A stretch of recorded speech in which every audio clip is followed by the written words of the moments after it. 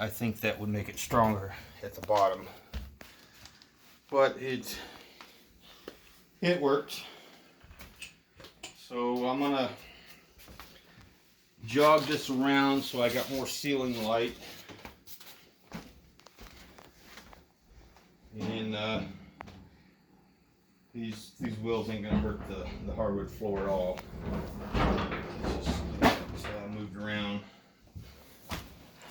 I'm just gonna lift it. That's the nice caster wheels. Moves real nice on this floor. All right, so now we got that. So let's see what it wants me to do next, which is the stop, which I already got that on there. So we're gonna do the front handle, then we're gonna put the slide shelf on. So screws are already in the end of these, so we don't have to use any more. And with the handle on it, I can get rid of the packing side material.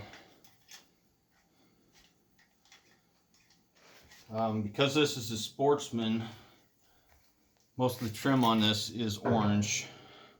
So like this is the trim, it's actually orange on it, which is kind of cool.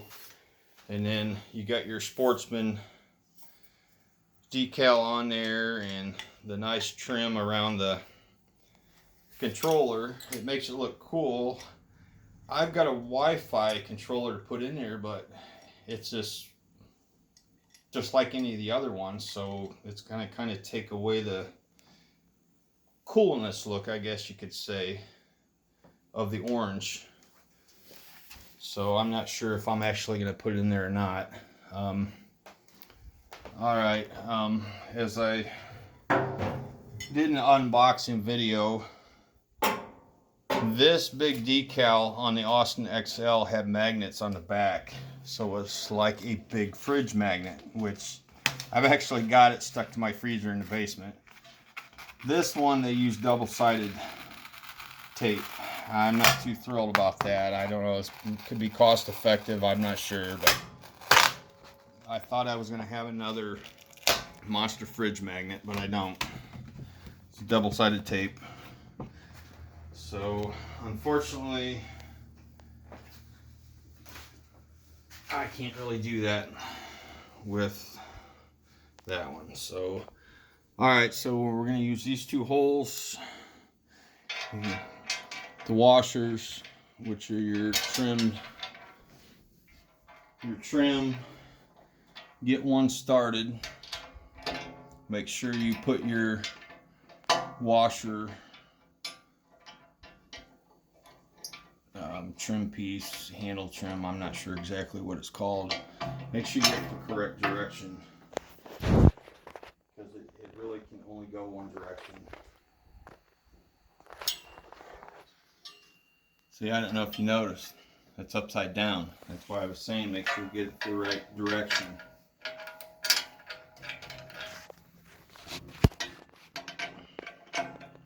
The indent fits your dome lid handle, so make sure you do it correct so you don't have to go back and redo it like I just did.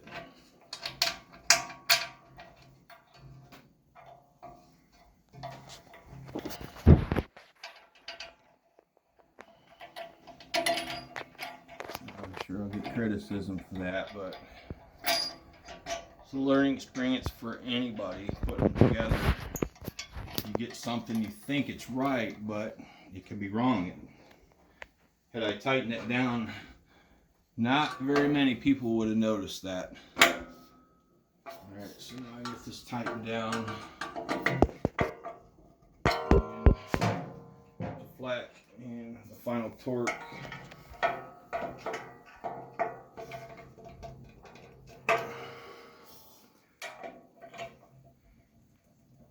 Alright, so the next step is our side tray.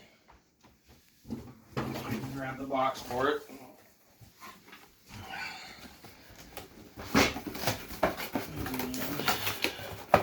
You got the side tray handles. These are temp probes. I can just put them in the spice rack. The sear tray handle, the shelf, removable shelf itself. Put the handles on that after I get the mount mounted. And I believe the screws are already there. No, they aren't, so I got my screws over there already set up to use. And this will lean on the side. Get a bottom to support it. And I'm gonna do the bottom on the other side. The brackets on this are slotted, so you can move them to center if you have to. Alright, those are the tops and the bottoms. We're going to do the tops now. Oops. They're black, we can find them on the brown floor.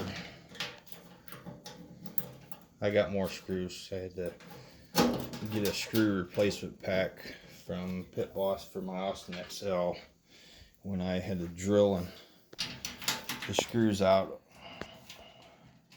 for that bottom hopper cover. So they sent me all the same hardware.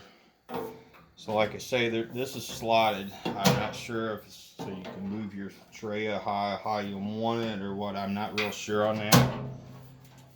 It doesn't really make a difference, so I'm going to have it all the way down for the slots, the way the slots are.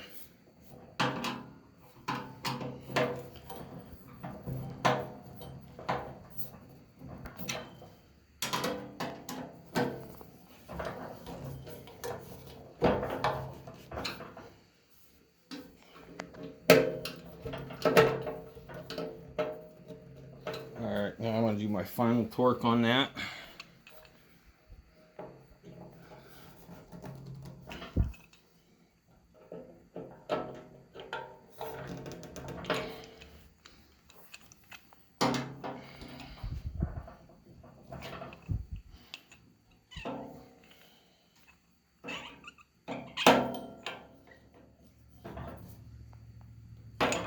Alright, I got that together. And I found the screws that I had lost. Alright, so now we're going to do the tray. So stainless steel, I believe, is what the book says. And it's basically, I can just set it like that. Give me the handles over there. And we're going to install these. They should already have their own screws. I'm going to guess these could be stainless steel. I'm not real sure on it.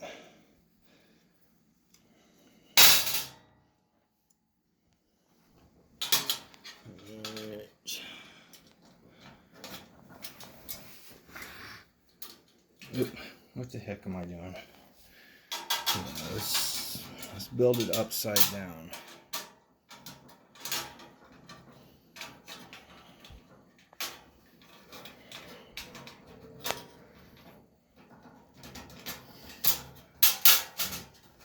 My fingers are too big for these little screws. Let's see if I can start it this way.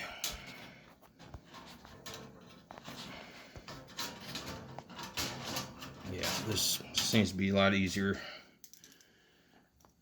Put it on your screwdriver, start that way if you got big fingers or anything. And you could put the tray in your lap, sit down and do it, but it's kind of like what for? I mean, everything's exposed. Turn it down.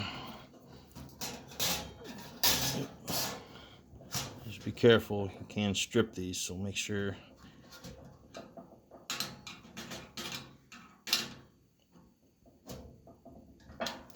That one's tight. Flip this around.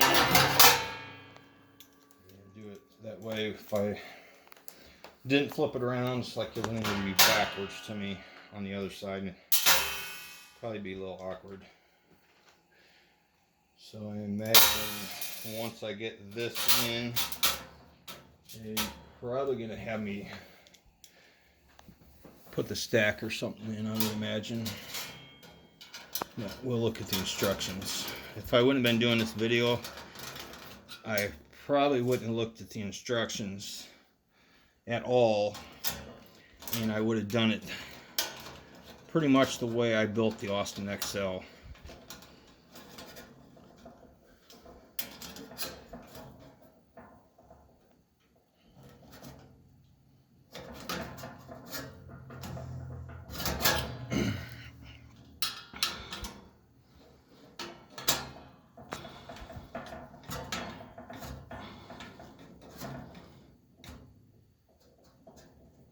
Alright,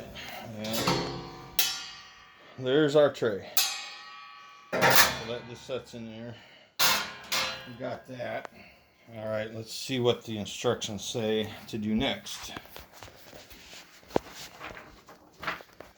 So, all this stuff's completed. And, yep, stack's next, and then it looks like the front shelf brackets. And then we're going to install the front shelf, and then it looks like the interior stuff goes back in it. So let's get the stack and get that installed. Let's see here.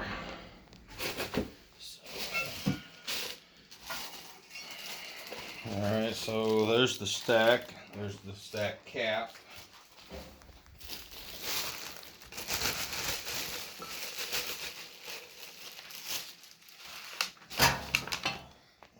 And 2 screws. So you're going to pre-punch. The stuff doesn't always come out of the hole on these. Try to be careful because these are, I think it's like a fiberglass fiber stuff. So once you get this on, you probably should go and wash your hands. I know there's some people that wear gloves when they assemble stuff. I've tried wearing gloves doing mechanical work and body work, and it just never worked out. I like to be able to actually feel what I'm doing, so that's why I deal with the repercussions of not wearing gloves. I'm not afraid to get my hands dirty, greasy, or whatever. So get that one side in, I get the screw into the gasket, and then I can bring it down level to the hole and get things started. It's probably important to make sure you torque these properly, because you're smashing the gasket to the barrel and to the stack housing. If you can get it torqued fairly good, you should have no leaks there. I should have pointed out one thing. I haven't really noticed in this crack on the Austin XL, this was not welded all the way around. it was like it's tack welded, so I'm getting a drip on up underneath and on the side. And that gasket really didn't seal it. I would guess just below this edge right here, between the gasket and the barrel edge, it leaks through, and that's where it's dripping. So if you get a leak there, don't worry about it. It's not the gasket, it's leaking at the weld. Alright, so now I can people probably wondered why there's a clip in here. The original models probably threaded this down in and probably installed a clip on it. That way, if you screwed it all the way up, it wouldn't come all the way out. When I used the Austin XL, it was 20 degrees, clear down to negative 14 degrees this month and a half, 2 months ago when I first got it. And I always looked, when I opened the cap up, I used that drill hole as a reference, not to go past it. So that's pretty much what it is. And people say, no, this is just a rain cap. Well, that's not true. If you screw this all the way down, you're making so you're not getting as much heat loss and such, just as if it was a wood stove and you had a damper. This does act as a damper. If you got it all the way screwed down, it's still open, but just not as much. It's just not as much open. So you still got all that open, but it stops right here where it's at. So you're gonna, if you screw it down, you're gonna retain heat and such. If you start to get temp swings where it's, say, 30 degrees hotter than what you set it at, and that's where it's staying, then open your stack up. Vice versa. If it's coming close to your set temp and it's not getting up there on your higher temps and such, well, then you can screw it down. So that acts as more than just a rain cap. It's probably designed similar to the wood stoves with a damper in it. You know, once you fire your wood stove up, you get rid of all that smoke, you get your fire burning. They close that damper on wood stoves, and it creates your heat and keeps your heat in your barrel. So if you open it all the way up, you're going to have lots of heat loss. So some people are probably going to argue about that, but it is what it is. And that's exactly what it does. So I'm going to, give me a sec, I'm going to wash my hands because of that insulation. So give me a sec.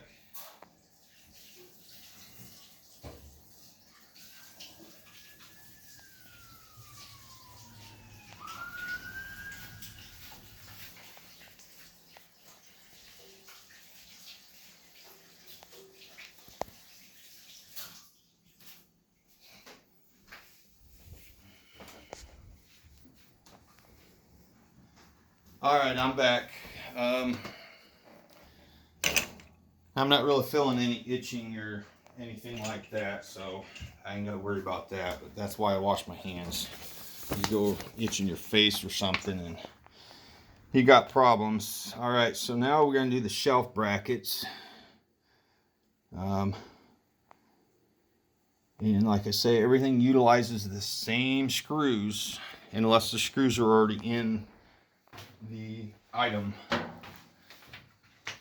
Let's put this back over here, and let me grab my shelf brackets. And let me grab the shelf.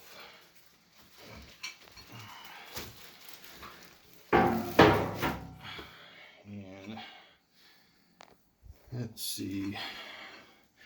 How many screws do I need?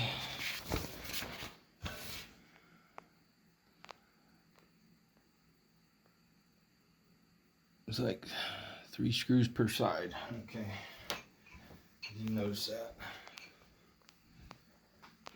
2, 4, and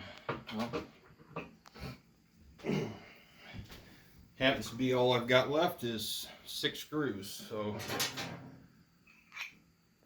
and let's see here if these are labeled left and right. Yeah, because they aren't the same. So we need to figure out which side is which. And so it looks like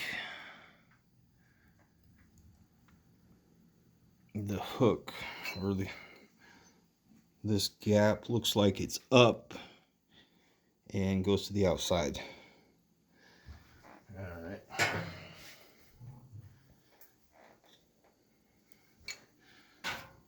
I still have my light in there. All right, so we're gonna do this side. Everything mounts to the outside into the pre-installed barrel nuts or whatever they're called.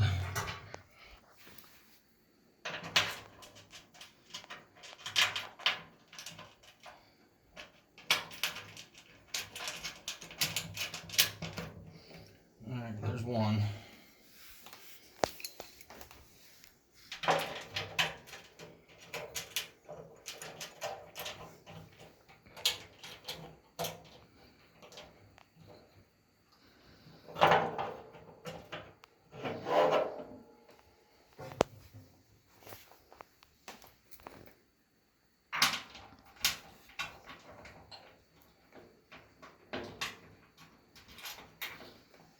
Yeah, this one ain't line up very good.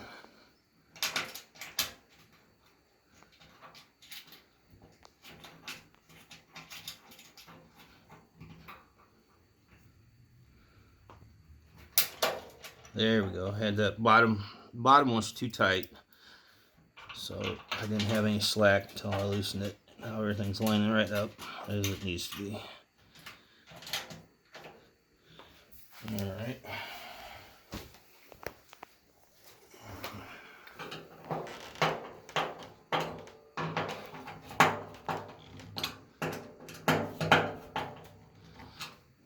And tighten these, and then we'll do our final torque.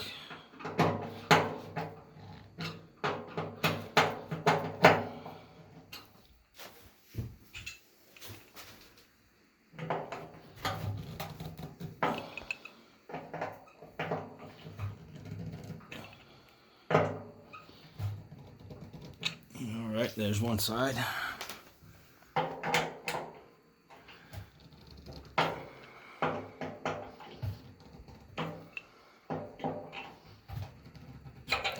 There's the other side. Okay, so now we should be ready for the main shelf, and we're using, looks like those collar bolts and nuts is what we're going to use, and those are still in the package.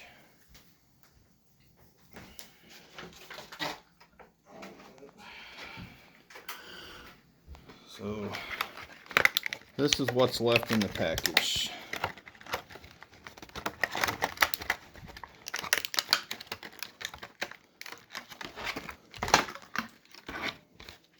Let me punch it off the back.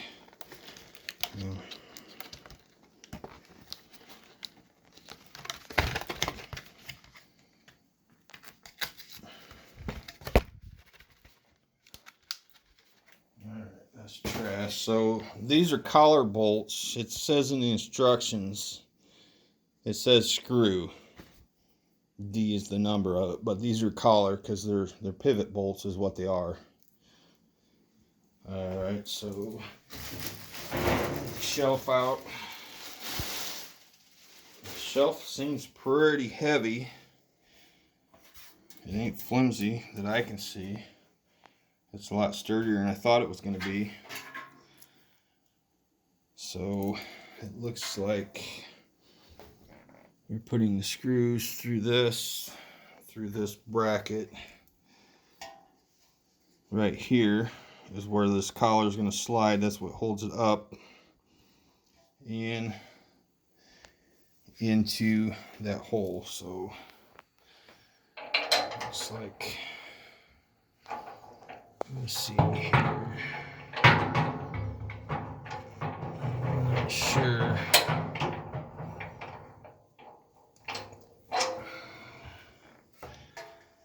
I'm kind of confused on this. So that's supposed to go through the shelf and then through the hole. Okay. So it's supposed to go through here. Well,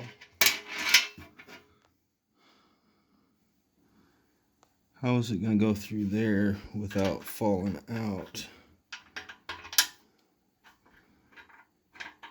I guess once it's tight, it stays.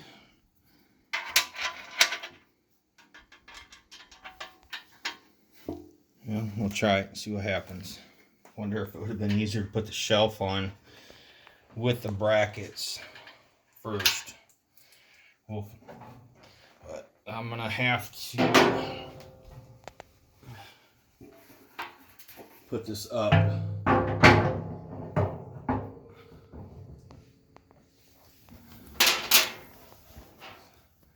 So I'm gonna put it up and then put my bolts through to make it easier. That way it was easier to understand exactly what's going on, and I'm gonna have to get a wrench for these nuts to make sure they're tight.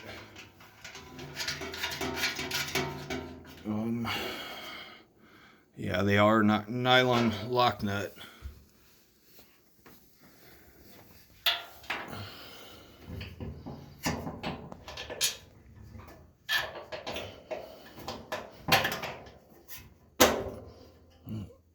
Looks like it's just as simple of a design as those $15 brackets you buy on Amazon to put your own shelf on any of the other units.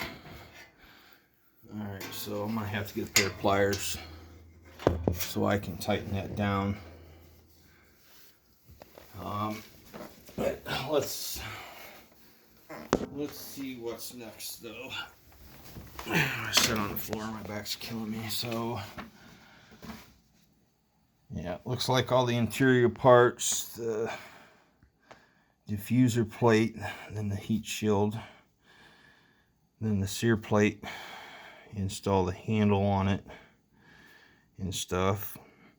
I noticed the way it had the locking clip on it. I noticed that on one of the other units a while ago. When I put the handle, sear plate handle on my Austin XL, I drilled a hole through it and put 2 cotter pins through it to make it easier. Then there's the shelf brackets for the sides for your upper grilling shelf. And then we're going to pull the safety thing out of the hopper to get the grease bucket out. And of course I already did that. Bottle opener and spice shelf. And then that would be the completed unit. So I'm gonna get the pair of pliers, so give me a minute.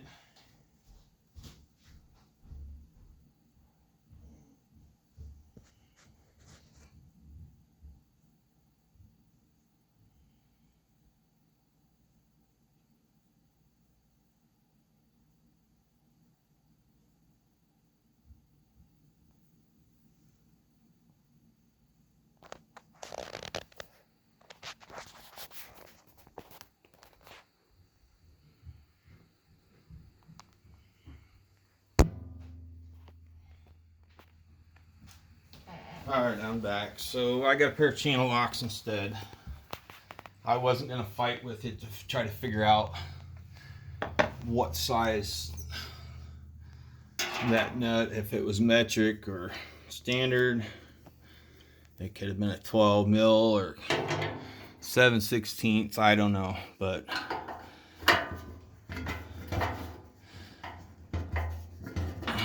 this ain't working so great. There's not a lot of room in there to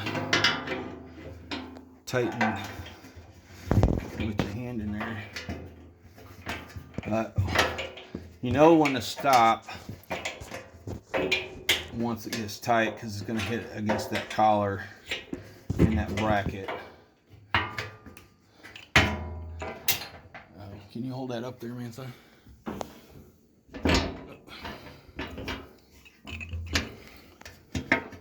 I just need a little extra because I can't pivot my hand. There we go. You get it pushed up and then you can get that extra room. So once you fill it tight, that's good, because you've got the nylon lock nut on there, and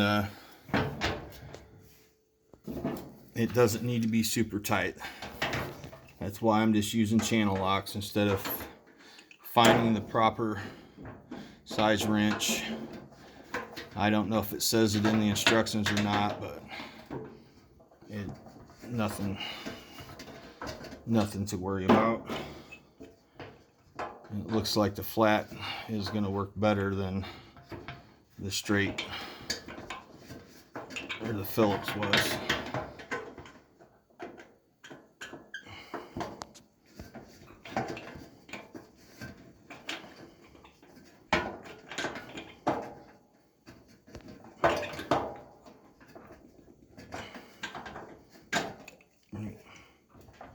Get down on this one.